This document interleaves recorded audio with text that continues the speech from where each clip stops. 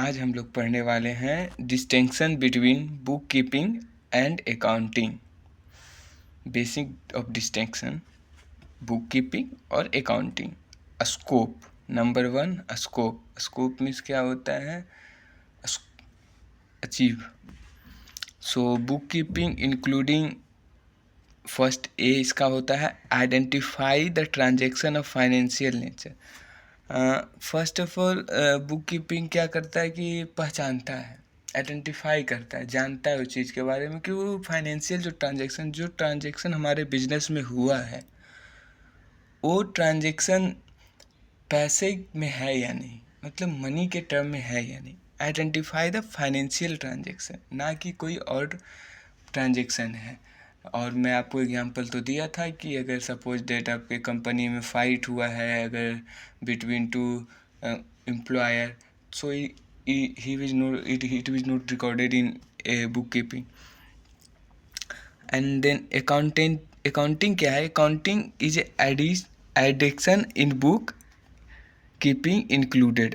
मतलब अकाउंटिंग जो एडिशन और बुक कीपिंग को भी एडिशन करता है, मतलब ऐड करता है। जो summarising and classify of transaction, जो समराइज करता है कि क्या हुआ, फाइनेंशियल ट्रांजेक्शन हुआ है तो क्या, कितना हुआ, कैसे हुआ। क्लासीफाई करता है, बांटता है कि कौन सा ट्रांजेक्शन किधर हुआ, किस जगह खर्चा हुआ, किस जगह बेनिफिट हुआ, कई जगह लॉस में हूँ, किस जगह प्रॉफिट में हूँ। एंड बुक कीपिंग का बी हो गया measuring the identified transaction in term of money. तो financial transaction and money term मैं आपको एक ही पॉइंट में दोनों बता दिया था, पर फिर इधर भी बताता हूँ कि measuring the identified transaction in money term, जो ट्रांजेक्शन हुआ है वो मनी के ही टर्म में होगा, क्योंकि और कुछ तो ऐड नहीं कर सकते ना। बुक कीपिंग क्या करेगा, कुछ रिकॉर्ड कर सकता है तो मनी का ही टर्म में और रिकॉर्ड कर सकता है।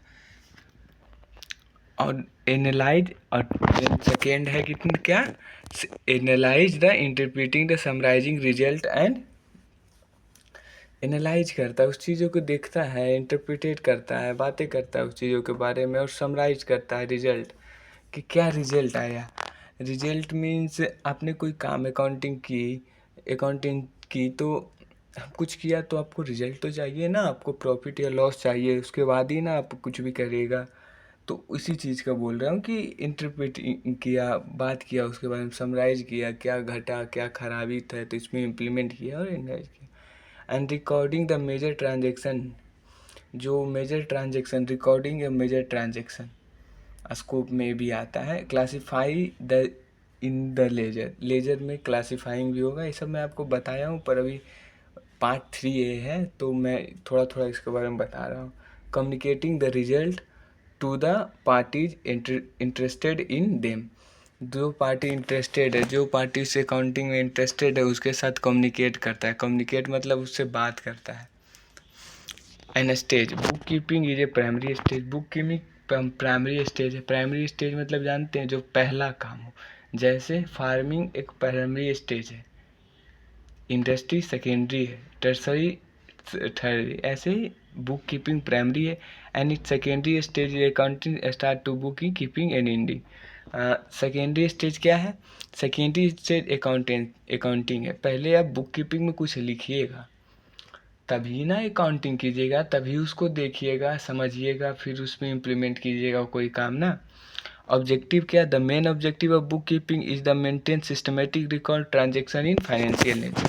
The main objective of book keeping एक फाइनेंशियल ट्रांजेक्शन को रिकॉर्ड करता है एक सिस्टमेटिक मैनर में, मतलब रूल रेगुलेशन के साथ, एक प्रॉपर वे में, फाइनेंशियल नेचर में वो लिखता है, अरेंज करता है उस चीज़ों को, ना कि उल्टा पुल्टा, एकदम प्रॉपर वे में करता है। इसका मेन ऑब्जेक्टिव क्या है अकाउंटिंग का, कि it means objective a certain of net result and the financial position the business and the communicated them interpreted party. मतलब क्या कह रहा है, it means objective, the objective is a certain net result. Net result क्या है? जैसे आपने exam दिया तो इट्स घर आपसे क्या पूछेगा, रिजल्ट क्या है, मुझे रिजल्ट चाहिए। आपसे ये तो नहीं पूछेगा ना कि आपको ऐसा खराबी हो गया था, बीमार थे आप, ये नहीं पूछेगा। आपसे पूछा जाएगा कि आपका रिजल्ट क्या है। तो ये पूछ रहा है रिजल्ट और आपका फाइनेंशियल पोजीशन। जो आप रिजल्ट में लाए हो तो आपका पोजीशन ऊपर हुआ है या नहीं। जैसे आपके घर वाले आपसे पूछते हैं, वही अकाउंटिंग को देखता है कि रिजल्ट देखता है, नेट रिजल्ट देखता है कि कितना प्रॉफिट आया है और क्या फाइनेंशियल पोजीशन है, आपके मार्केट में क्या स्टैंड बना है, वो देखता है। In the business is communicating to the interested party. जो इंटरेस्टेड पार्टीज होते हैं, जो जैसे अभी इंटरेस्टेड पार्टी में कौन कौन आएंगे कम्युनिकेट में, गवर्नमेंट आएंगे, मार्केट का आएगा, इन्वेस्टर आएगा। तो वो लोग के साथ आपको इंटरेस्टेड मतलब कम्युनिकेटेड पार्टीज के साथ इंटरेस्टेड होना चाहिए, बात करना पड़ेगा। हो गया जॉब और nature of job. The book keeping is a routine and circular nature. Clerical nature मतलब थोड़ा सा मेरा तबीयत खराब है तो थोड़ा सा रुक जाइएगा हम सब।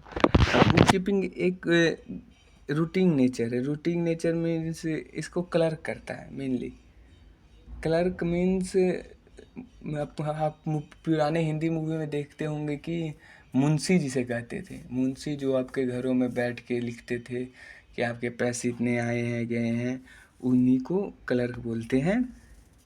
तो जो हमारे क्लर्क होते हैं उसे बुक कीपिंग एक चीज़ और बता देते हैं कि बुक कीपिंग कोई भी कर सकता है। मतलब ज़्यादा स्किलफुल पर्सन ही नहीं चाहिए, एक प्रॉपर अकाउंटिंग का नॉलेज चाहिए, वो भी कर सकते हैं। Accountancy it function is analytical in nature. मतलब अकाउंटिंग करने के लिए आपको हर चीज़ के बारे में नॉलेज होना पड़ेगा, हर चीज़ एनालिटिकल डीप नॉलेज आना पड़ेगा, तभी आप अकाउंटिंग को आप कर सकते हैं। बाय परफॉर्मिंग क्यों परफॉर्म करते हैं, the book keeping function is performing junior staff. Book keeping को कौन करता है, जूनियर स्टाफ। मैं बोला ना कि कम नॉलेज वाले भी चलेंगे। बुक कीपिंग कौन कर रहा है, जूनियर स्टाफ। बुक कीपिंग कौन कर रहा है, जूनियर स्टाफ। याद कर लीजिएगा, ये सब पॉइंट आपको याद रहने के लिए, इसीलिए मैं दो दो बार बोल रहा हूँ। The accounting function is performing by the senior staff. The accounting function कौन परफॉर्म कर रहा है, senior staff. Accounting function perform कर रहा है सीनियर स्टाफ। और knowledge level it can be performing by the person having limited level of knowledge. हमें बोला ना कि जो भी आदमी होगा उसको बहुत ज़्यादा नॉलेज की ज़रूरत नहीं होगी। जैसे सीए बहुत ज़्यादा नॉलेज लेने के बाद बनता है, तो वो जूनियर में नहीं आता, वो सीनियर में आता है। तो it can performing bye personal have limited knowledge, मतलब लेस नॉलेज, कम मतलब थोड़ा भी रहेगा तो चलेगा, ना कि बहुत ज़्यादा नॉलेज के लिए ज़रूरत है बुक कीपिंग के लिए। And it performing the person having high level of knowledge.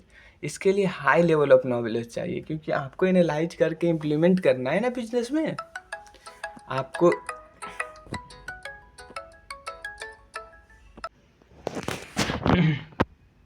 It performing person having to high level of knowledge then that book and की बुक कीपिंग, मतलब बुक कीपिंग के हिसाब से अकाउंटिंग में हाई लेवल ऑफ नॉलेज हम लोग को पढ़ना पड़ता है।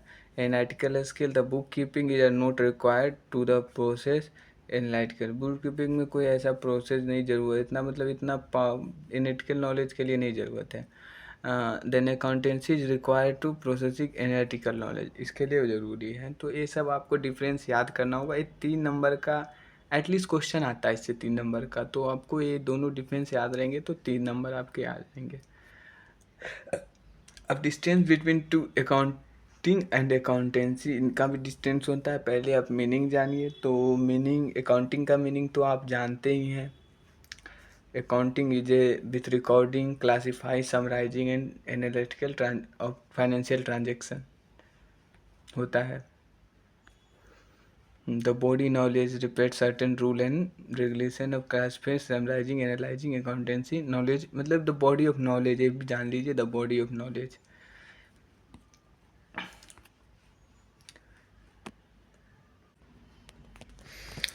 एंड समराइजिंग एनालाइजिंग ये सब तो आपको अकाउंटिंग का मतलब तो आप जानते ही हैं ना, मीनिंग। एंड देन इसका होता है the body of knowledge certain rule and regulation observing when the classify summarising and transaction. मतलब अकाउंटिंग सब कुछ करता है, पर जो अकाउंटेंसी होता है, जो अकाउंटेंसी वर्क करता है, रूल एंड रेगुलेशन में काम करता है, उस पे नॉलेज, उसके लिए नॉलेज इम्पॉर्टेंट होता है, बॉडी ऑफ नॉलेज इम्पॉर्टेंट होता है, उसके बारे में जानकारी, हर चीज़। ये हाई स्किल पीपुल काम करते हैं। स्कोप, ए नैरो स्कोप है, ए बैडली स्कोप है, मतलब बड़ा स्कोप है। अकाउंटिंग एक छोटा स्कोप है और अकाउंटेंसी बहुत बड़ा स्कोप है। अकाउंटिंग स्टार्टिंग वेयर तक बुक कीपिंग इंडी, जब बुक कीपिंग बंद होता है तो अकाउंटिंग स्टार्ट होता है। और ये स्टार्ट क्यों होता है? जब बुक कीपिंग एंड होता है, अकाउंटिंग एंड होता है, तब आप अकाउंटिंग दोनों इंक्लूड करके आपको इसके बारे में, अकाउंटेंसी के बारे में नॉलेज लेते हैं और इसके बारे में जानकारी रखते हैं, तो ये होता है। रिलेशन क्या है? It depend in book keeping in accountancy. जो बुक कीपिंग होता है डिपेंड किस पे करता है? अकाउंटेंसी पे। The depend on both, book keeping और अकाउंटिंग दोनों पे डिपेंड करता है accountancy. It means function to ascertain net result and the financial position of the business communicating to interested party। ये क्या करता है? एक नीड है जो फंक्शन अनसर्टेन नेट रिजल्ट बताता है, फंक्शन पोजीशन, फाइनेंशियल पोजीशन बताता है, कम्युनिकेट करता है इंटरेस्टेड पार्टी के साथ। इसका फंक्शन ए हुआ। बट अकाउंटेंसी क्या होता है? It including the decision making, ये आपको डिसीजन मेकिंग में हेल्प करता है। Function also basic buys information provide by book keeping and accountancy. और फंक्शन बाइस मतलब हर आदमी के पास इंफॉर्मेशन पहुंचाता है। डिसीजन मेकिंग में कैसे हेल्प किया? सब कुछ जानते हैं इस चीज़ के बारे में, तो इसीलिए बुक कीपिंग में हेल्प करता है। आपको इन दोनों का डिफरेंस बिटवीन आपको पता चल गया। अब हम लोग दूसरे टॉपिक पे चलते हैं, types of sub field of accountancy. इसके सब फील्ड्स क्या क्या होते हैं? तो फाइनेंशियल अकाउंटेंसी इसके फर्स्ट फील्ड होते हैं। तो the main purpose of this branch of the accounting to record business transaction in systematic manner. Main purpose क्या है? कि जो बिजनेस में ब्रांच ऑफ द अकाउंटिंग होता है, तो branch of accounting, branch means होता है जैसे एक ट्री है, तो ट्री का बहुत सारे ब्रांच होता है, वैसे इसमें भी ब्रांच ऑफ द ब्रांच है। एक ब्रांच है फाइनेंशियल अकाउंटेंसी, तो रिकॉर्ड करता है इन सिस्टमेटिक मैनर में, एक प्रॉपर वे में रिकॉर्ड करता है to ascertain the profit loss accounting period why the preparing the profit loss account and present financial position business preparing balance sheet. और लॉस एंड प्रॉफिट को दिखाता है एक फाइनेंशियल पीरियड देखिए कि यहाँ से कहाँ से स्टार्ट होता है, 1 अप्रैल से 31 मार्च तक होता है, ना कि 1 जनवरी से 31 दिसंबर तक होता है। अकाउंटिंग पीरियड कब होता है? 1 अप्रैल से, सब बोलिए, 1 अप्रैल से अकाउंटिंग पीरियड स्टार्ट है 8 अप्रैल टू 31 मार्च। उसमें प्रॉफिट लॉस देखा जाता है, टू प्रेजेंट रहता है, टू फाइनेंशियल पोजीशन दिया रहता है of the business of preparing and costing accountancy के costing accounting. The maintain purpose of the costing accounting is the ascertain the total cost of the per unit cost of a goods। मतलब क्या नहीं, the main purpose of accounting ascertain total cost कितना है, total पैसा कितना है, as a per unit cost and per unit मतलब समझ रहे हैं, एक यूनिट में आपको कितना खर्चा हुआ गुड्स पे, उसको कॉस्टिंग बोलते हैं। The producing and service render by the business, render ने बिजनेस में बाय द बिजनेस में हुआ। In the also estimate the cost advance help to the managing existing to stick and the controlling over the cost. और the it also estimate, एक estimate रखा जाता है कि द कॉस्ट एडवांस में रखा जाता है टू हेल्प टू मैनेज। अगर सपोज दैट आपका बिजनेस में कोई प्रॉब्लम हो गया, कोई इशू हो गया, चाहे कोई प्रोडक्ट का ज़्यादा मात्रा में मांग हो रहा है, तो आपको कुछ पैसे को आपको ऑब्जर्व करके रखा जाता है कि आप फिर द फ्यूचर में यूज कर सकते हैं। The control over the cost, अपने कॉस्ट को कंट्रोल कर सकते हैं, बढ़ा सकते हैं। अगर आप घटा में जा रहे हैं तो उसको इक्वल में कर सकते हैं, तो इसके लिए आपको इस the existing system of the control of the over cost होता है।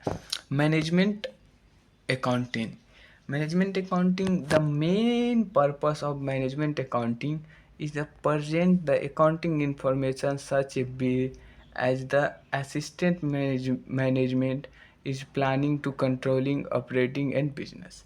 अब हम आपको इसके बारे में समझाते हैं। द मेन पर्पस क्या मैनेज कंट्रोल अकाउंटिंग का क्या है ना, प्रजेंट द अकाउंटिंग इंफॉर्मेशन, जो अकाउंटिंग इंफॉर्मेशन इस जगह है इन अ सच वे, जो रास्ते से इन एग्जिस्टेड टू मैनेजमेंट, जो प्लान हम लोग जैसे प्लानिंग, तो मैनेजर प्लानिंग करता है ना उसमें, and controlling operation of business, जो सारा चीज़ बिजनेस में वो प्लानिंग करेगा, कंट्रोलिंग करेगा, ऑपरेटिंग करेगा, उसमें इम्प्लीमेंट करेगा उस चीज़ों से।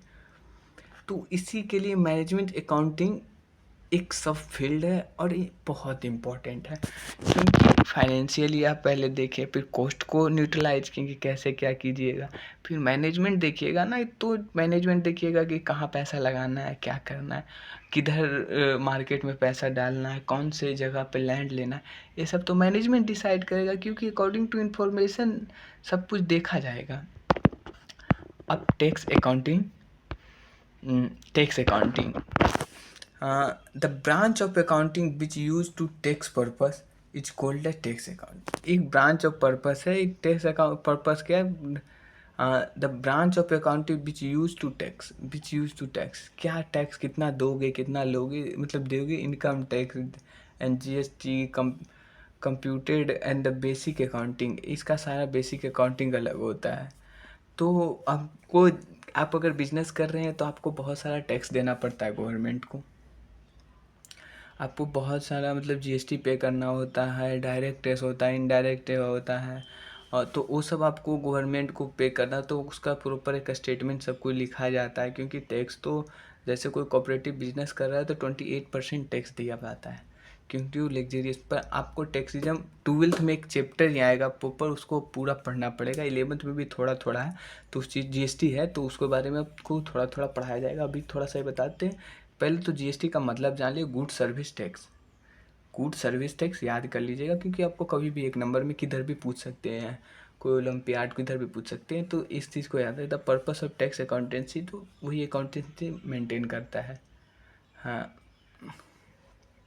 अब social responsibility of accounting, social responsibility क्या है, the social providing to infrastructure और facility without which business can not operated at all, hence the business also has to responsible to your society.